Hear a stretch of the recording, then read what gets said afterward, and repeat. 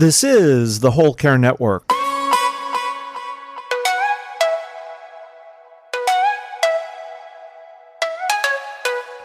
Helping you tell your story one podcast at a time.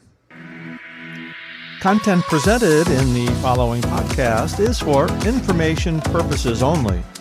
Views and opinions expressed in this podcast are solely those of the host and guest and may not represent the views and opinions of the Whole Care Network.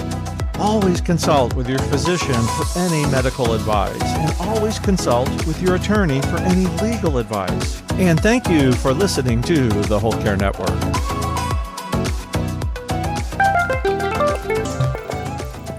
The following podcast sometimes offers unusual solutions to usual problems.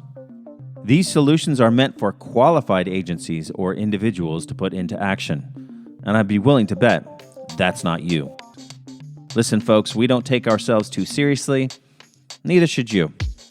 So, let's go have a laugh.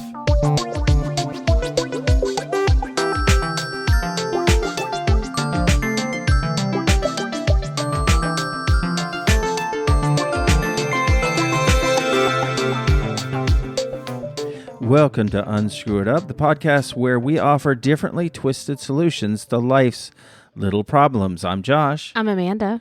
Amanda, how are you doing this week? It's been a busy week. I'm tired and I'm sleepy and I'm ready for the weekend. It's Sunday afternoon. I know. I just need a weekend from my weekend. okay. We need to solve that. We need to unscrewing up weekends Haven't we done that? or unscrewing up Mondays. I don't know. Unscrewing up Monday mornings. Now that's a good one. Don't have them.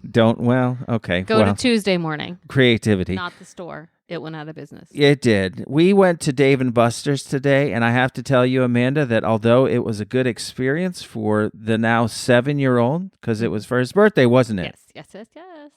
But I didn't have a great time. It's sensory overload. It's sensory overload, and you ordered truffle fries. Ugh. And they honestly tasted like my socks after a 3-day hard rain. Yeah, they were so bad. They were so bad. And I did that thing. You know, you ever eat something that historically you've liked? Yes. But it's a bad version of it, but you force keep yourself. eating it thinking it's going to get better, because I did that. I 100% did that. So I've got possibly an unhealthy relationship with truffle fries. If I love him hard enough, he'll change. That's great. God. All right, so our topic today is a little bit different. We're going to talk about cake. There's been a lot of cake in my life over the past couple days with 2 birthdays in the house. So one, it was driving around town trying to find a cake that was not made of almond flour. Surprisingly, a lot of cakes and bakeries are made of almond flour. The bakeries are made of almond flour. Amazing. That's right. And also had an aesthetic that was pleasing to the 17-year-old. So there was that. And then the 7-year-old wanted a cake baked because he wanted his game icon. He plays this game like a maze run through called Geometry Dash, and he wanted his icon. But he was very much the critic. I felt like I was in whatever the baking version is of, MasterChef or Kitchen Nightmares or whatever. Wonderful. He is Gordon Ramsay. Tiny Gordon Ramsay of my baking experiences. You did it wrong, you donkey. Did he say that to you? No, but he took a bite, opened the drawer to the trash can, and immediately spit it in the trash. That is a Ramsay move, isn't it? Isn't it? Oh, my God. And it was freaking vanilla cake. Like, it was just vanilla cake. There wasn't even any frosting on it yet. It's basically just sweet bread. I hadn't done, and not sweetbreads. It was just sweet bread. I hadn't done anything wrong. Immediately into the trash can. We're bringing up our child in the wrong way, friend. This is what he does. So we got to fix that. But first, Wilson Technologies. Wilson Technologies, of course, it's a group of imaginary people in my head that every week I task them with a different thing to accomplish to make our lives better. And it's funny that we're talking about cake in this episode, because the thing that I want Wilson Technologies is to address is to help us diet, to help us eat more healthily. Somebody needs to help me. So here's the thing. Here's my thing. I've just recently stopped, well, I guess it's been a couple months now, stopped eating pork and beef, yes. Right? Just basically because I think maybe these creatures they're clued into what's going on. They're not too happy about it. Yeah. So they've got human-like faces and human-like eyes, especially the human-like eyes thing. Mm-hmm. And I've said I'm not going to eat anything that has human-like eyes. Chickens don't have human-like eyes. They don't. Okay. Not as of yet. That's not an evolutionary thing that's happened. So why don't we apply the same science or the same logic to other food that we know that we shouldn't eat but we can't stay away from? So I propose that we have Wilson Technologies make a kit, and in that kit is a pair of human-like eyes that you can put on food so that you won't eat it. It's basically googly eyes, but the human version. Human version, yeah. So, that Pizza. pizza that Yeah. you should stay away from, stick a pair of eyes on it, and then all of a sudden it'll turn off. Candy, a couple tiny eyes staring up at you. From your Kit Kat. On my Kit Kat, absolutely. Would that be 4 little eyes then? Right, 4 sets yes. of little eyes? And then that'll turn you on. Now, if that won't work enough for you, then how about also a upgrade where you can have a tiny little voice box where it says things like, "Please, sir, don't hurt me." Oh, God, that's awful. Or just you go to bite into it and it says, "I love you." Oh, God, this is horrible. Or if you respond better to passive-aggressive communication, it's like, "Well, fine, you can eat me if it'll make you feel better." That's right. Excellent. Good. My truffle fries needed some of those eyes and or guilt sayings today. Well, the truffle fries, again, it was more of a thing where they just didn't taste good. No, they were trying to get me to not eat them, Yes, and I is that still what did it is? Yeah. So, Wilson Technologies, I want you to go out. I want you to develop the human-type eyes that you can put on food that you shouldn't eat, and then the little additional voice box for that extra motivation. Get to it, Wilson Technologies. All right, and now enough of that nonsense. Let's try to solve the problems of the world. Ladies and gentlemen, the Wilsons will now unscrew it up. Cake! Let them eat it. Let them eat cake. So here's the thing. We've had a lot of cake in our lives this weekend, as Amanda said. And then we have another birthday. The middle son's birthday is tomorrow. Yes. So there's possibly going More to be a cake. little bit more cake when he comes over. Well, and we should also say that whilst I was baking the 7-year-old's cake, you texted me while I was on my 5th grocery store run, because I kept forgetting things, buy me carrot cake. So, I mean, there was even go get a cake for the 17-year-old, bake a cake for the 7-year-old, and oh, by the way, buy me a ready-made cake. Cake is good, and cake doesn't always have to be unhealthy. I just like the cake as a form of food. Pancakes, birthday cakes, But it is, I see what you're saying. potato Okay, got it. cakes, potato pancakes, or whatever. Ooh, potato latkes are good. Go ahead. I think that cake might be the perfect food. And I also, further than that, I propose that we come up with alternate uses of cake, because I think cake is very versatile and can even be more versatile.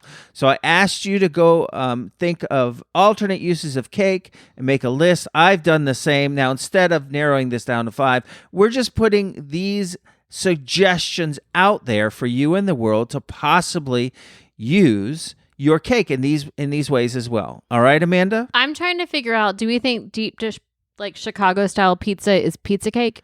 Wouldn't that be pie? Well, yes, it would. But you said you think that cake is the perfect food, and I think that pizza is the perfect food. So I'm trying to figure out what pizza cake would be like. I think I feel like I've had something that had like a cake-like consistency that had cheese and pepperoni in it, and I don't remember what it is, but that's a vague memory that I have. Oh, it's an interesting memory. So we should maybe try that, except with not real pepperoni. Okay. Okay. So I've made a list, and I think I have around 12 alternate uses for cake. Yeah, I only have 3 because I just think cake is cake. Okay. Well, why don't we go back and forth until you run out, and then I'll keep going. I will run out very quickly. Okay, so here's an start example. I will start. Other uses for cake. So let's think about exfoliation.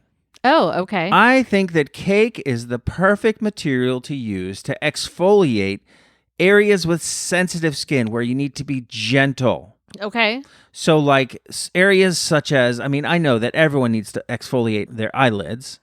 You need to exfoliate your eyelids? Well, you exfoliate everything else, I don't you? think that you're supposed to exfoliate your eyelids. No, I think that they've just not found the right material for it. Okay. So you use the cake to exfoliate your eyelids, and another sensitive part of your body to use to exfoliate. The roof of your mouth. Oh, okay. Well, eating the cake solves that problem. Well, yes, but also you need to kind of stop and take the cake on your tongue and actually rub the roof of your mouth to get it nice and clean, and so you can have a nice, supple roof of your mouth. Okay. Exfoliation for sensitive parts of your skin with cake. Well, I mean, it makes sense because the sugar scrubs already exist for your body. And yes. So, yeah, okay. So why not that's add fine. cake? I just don't want anybody exfoliating their eyelids. Exfoliate your cheeks or something, but not your eyelids. Okay. By the way, we are not doctors, nor are we bakers. No, most definitely not. Did you not hear that my child spit the cake in the trash can? I am not a baker.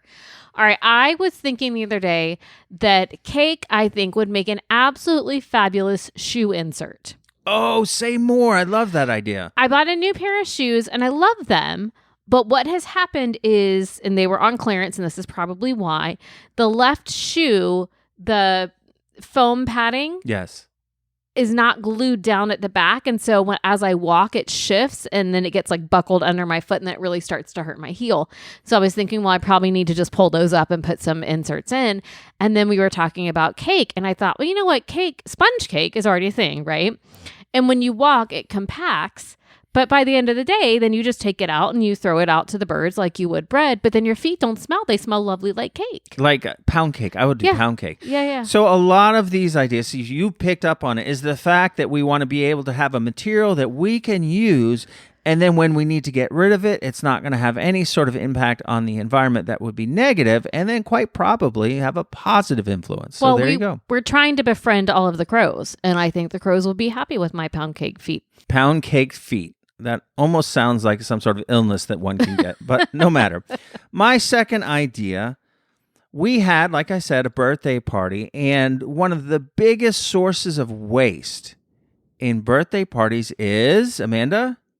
Napkins? The birthday Plates. Candle. Oh, the candle. Yes, you're right. Because you're right. Because I got a number candle. It was a 7. You got a 7, and now we have a number candle 7 that's slightly used that we can't use for 10 more years. Well, we no longer have it. I threw it away. Huh? We no longer have it. I threw it away. Very But wasteful. Yes, I know. That's so silly, though. We need to make these number ornaments, right, that go on cakes. We need to make them out of cake. Yes, that makes sense. Doesn't that make perfect sense? Because does. then you're finished with it and you eat it. Yes. In fact, I think anything that you put on a cake or on a piece of food needs to be made out of food, or else what's the point? It should be edible, and they say that on baking shows. Like, they get annoyed when in the spring baking and the Halloween and all the things. Duff Goldman gets annoyed if you put something on a cake that you can't eat. You can't eat, right. Just, right, yep. So, and then further than that, I propose candles in general, I feel like, are the biggest waste, because once you're done with them, you're done with them. You can't do anything with a candle. You just throw it away. You've just thrown away this piece of glass if you've bought it in one of these containers, and a whole crap ton of used wax with bits of the wick in there. Such a waste. Well, but if it's made out of cake, you're done with it. You eat it. The cake will burn, friend. No. No. You sound like that cat. No. If you don't know the no cat, go look it up on YouTube. That's what you sounded like. Well, in theory, you're supposed to be able to put the glass container in the freezer. The wax will shrink, and then you can get the wax out, and then you can recycle the glass container. But I don't know how many times you have opened the refrigerator or the freezer and said, why is there an upside down candle in here? Because it doesn't work like it's supposed to. Well, but then what do you do with the wax as well? Well, I mean, the wax that in theory, you would buy a wax warmer and put it in, and then a tea light underneath it, because tea lights will burn all the way down. And then in theory, you would use all of the rest of the wax and the wax warmer, and all your waste would be the wick. Okay. Well, until we do that, which we ain't doing that. I don't know who you think you're married to, but we're not doing that. So just make it out of cake. All right. What's your next idea? Dog bed. Go ahead. Our dog has a love-hate relationship with dog beds. I don't know how many dog beds I've bought him over his 8 years, but he loves to lay in it and then immediately will just jump up and attack it. I don't know if the bed curses at him, what the bed does to just make him angry, but then he attacks it full force. And I'm thinking, well, okay, cake could be, we're not going to frost it, right? It's just going to be like angel food or sponge cake. And he can have a nice cuddly bed, but then when he gets angry at it and decides to attack it, then he just eats it and it's a snack and he's done. And there's none of this foam and stuffing mess all over the floor that I then have to clean up and add to the waste pile. So he ends up eating everything anyway. Right. And that's the thing. All right. My next thing, this is a winter thing. Microwave a piece of cake, cut a hole in it, hand warmer. Oh, okay. Foot warmer. And then you just, Other when you're thing done with warmer. it, then you eat it? Yes. Other thing. I'm not microwaving it and putting other things, but okay. Like your ears. Okay. This is a PG podcast. Well, I don't have anything to put it on anyway. So, yeah, okay. I could see that. All right. What's your next thing? Are you done? Packaging. Packaging is one of the things I had. Go ahead. So I was thinking about when you order, like, especially around the holidays, when you order food gifts for people and they ship it, it comes shipped in those air bubble things that you have to poke the holes in, or packing peanuts. Well, then you just pack it with cake. Everyone still buys the fruit cake that's, no one really wants to eat. But again, my crows would probably eat it. So pack it with cake. And then if they like it and they get it and Aunt Thelma loves fruitcake, then she eats it. If not, then it's a nice snack for your animal friends. Well, I had that idea. I even wrote bubble wrap as my and then as I was thinking about it, why don't we also pack the birthday presents in the cake? Okay. That's so also not only just packaging, like pack it inside, like cushioning, but also the outer package. Why can't that be cake as well? Christmas presents in cake. Birthday presents in cake. Why not just take a cake lunchbox? Cake lunch. And then you've got dessert done too. And then you don't have to clean it. Like, you know how at the end of the day, it's 5:30 when I pick the now 7-year-old up, get home, unpack his lunchbox, and then you're like annoyed what has or has not been eaten, and then you got to take the ice pack out and go through all this, clean it out, just to do it all over again tomorrow. Just pack it in cake. Just make it in cake. It's perfect. Something else that you can do, and I don't know why we don't do this now, because to me, this is such an elegant solution to this problem. Coffee filters. Coffee cake. Yes, this is flavoring both the coffee and the cake. There you go. No, it's brilliant. Perfect. Let's see. Another problem. Another waste, right? Eliminating waste. That's what we're all about here. Puzzles. Have you ever done a puzzle twice? No. No. Then why not make it a 3D puzzle, but it's made out of cake, and then you assemble it, then you get to eat it. Done. Okay, but I can't be in charge of making the puzzles because it will not fit together. Well, but see, that's the beauty of it. It doesn't really matter. It's cake. Yeah, okay. Another idea. Paper. Cake paper. Paper. It's another waste of materials. How many trees had to die for me to draw endless pictures of a duck wearing a hat? Why are you drawing a duck in a hat? It's the thing that I do. I'm an artist. What can I say? Okay. Or like these flyers that we get in the mail that like, vote for me or sign up for this, or how about car, warranties. Mm-hmm. I'm much more likely to vote for your candidate if you send me a cake with their face on it. That's right. Especially if it's cream cheese frosting, which I love with my whole heart. And so this is just another way to save the environment. No more paper, just use cake. Couple more things. Cake Jenga needs to be a game. Oh, that's fun. That's fun. That's a good one. Yeah, of course it is. Yeah. You have one of those what do they call it? Those spatulas or whatever, those cake servers. Yeah. Both people have one, and they just try to stack up the cake. And then, like, I don't know about you, but I want the big tower of cake to fall on me. So you can just, with your mouth open. Mouth wide open. Cake Jenga needs to be a thing. Yeah, in fact, I think that's actually the next $1 million game idea, Cake Jenga. All right, how about this? This is my last one, okay? Mm-hmm. Literally use it as a sponge. Okay. Especially when you're cleaning up food and drink spills. Okay. Because again, I spill juice, bloop, all of a sudden I've got fruitcake. I'm not eating it off the counter. Like, I'm just not doing it. I spill coffee, bloop, you said it, coffee cake. Yep. So, perfect use of cake, as far as I'm concerned, is using it as what it was intended, what God made cake for, to be used as a sponge. There you go. So do you have any more cake ideas?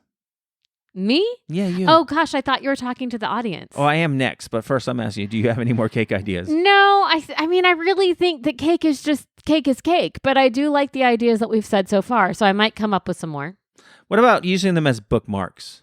What better motivation to get a child to read Then you than... get to page 10, you get a cake. That's right.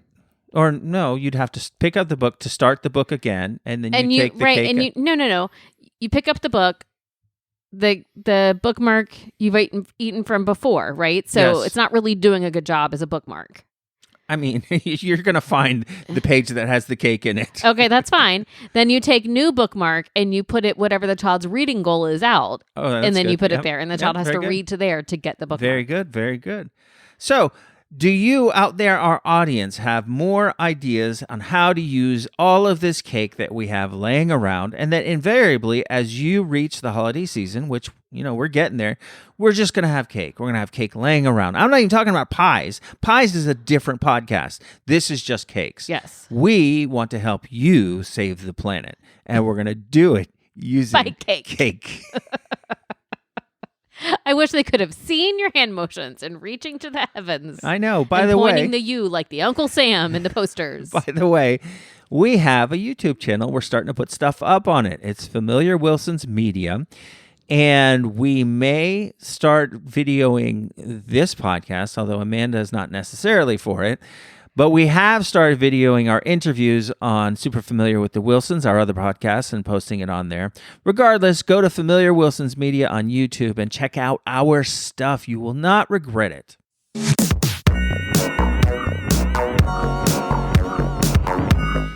If you have any problems you would like for us to unscrew up, email us at unscrewitup@gmail.com, and we will try our darndest to help you out. Danny Buckets, our friend and fellow podcaster, has asked us to solve rude and ignorant people. I don't know if that's a thing that how do you solve rude and ignorant people? Ignorant people? Shove cake in their mouth. No, that'll just shut them up. Right. No, but then they can't. Then they're not spreading their ignorance around. That's They're right. not making new ignorant people. Well, I'm not in favor of making sure they don't make new ignorant people. That's not what I'm saying. I don't mean sterilization. I mean the way they're not spreading their ignorance around through their mouth holes, and other people are listening and going, "Oh yeah, that sounds like what I believe." Well, that's Just true. shove the cake in there and don't let them talk to other people. You think that there should be some sort of test to Exist in the world as a human? Yes. No, to be able to use social media, to be able to have a platform for you to spread your ignorance, really, like just as you need to take a test to operate a car and all of these other things, highly specialized machinery you need to take a test for and get certified.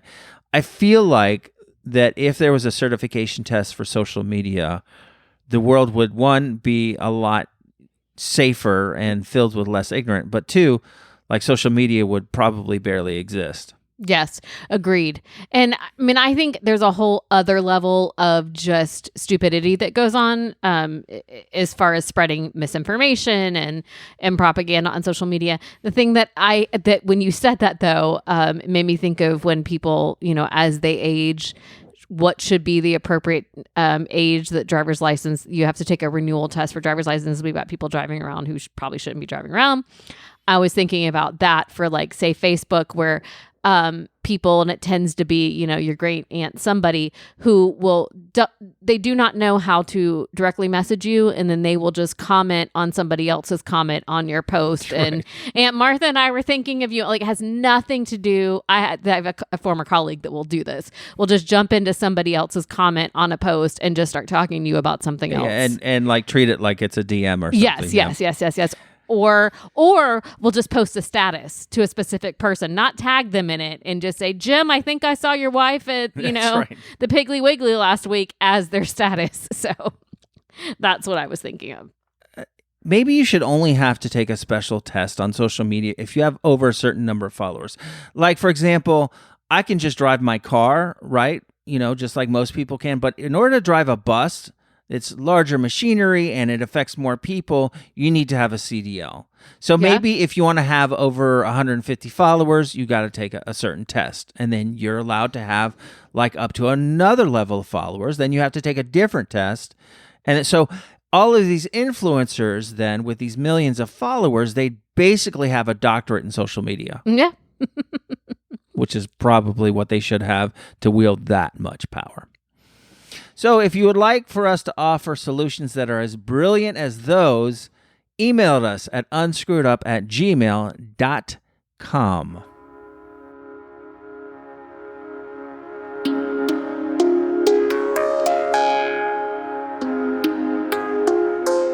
All right, Amanda, I think that we have spread too much wisdom in the world, if anything, at this point. Well, I think we should just take a break and go eat some cake. We've got some downstairs. That's right. Well, first I want to stick my feet in it. Oh, and don't give me that cake then. We are a part of the Whole Care Network, which is a network that's dedicated to helping caregivers as they maneuver the difficult and taxing job of taking care of someone else, a loved one or what have you. And so the Whole Care Network is a place to go to find resources to help you do that. Also a bunch of really cool podcasts and, oddly enough, us. So thewholecarenetwork.com is where you go for that. All right, Amanda, we are going to go now. You and I are going to ride off into the sunset. But before that, what do we want to tell the people? Whatever you do this week, don't screw it up. Bye. Bye.